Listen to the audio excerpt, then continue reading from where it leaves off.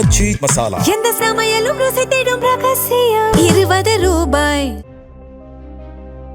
சேலம் மேற்கு தொகுதி தமிழக வெற்றிக் கழக வேட்பாளர் லட்சுமணன் தொகுதிக்குட்பட்ட பகுதிகளில் விசில் சின்னத்திற்கு வாக்கு சேகரித்தார். சொர்ணகிரி, அழகாபுரம், சாரதா கல்லூரி சாலை உள்ளிட்ட இடங்களில் திறந்த ஜீப்பில் சென்று தீவிர பரப்புரையில் ஈடுபட்டார். அப்போது இருசக்கர வாகனத்தில் சென்ற திரளான நிர்வாகிகளும் பிரச்சாரம் மேற்கொண்டனர்.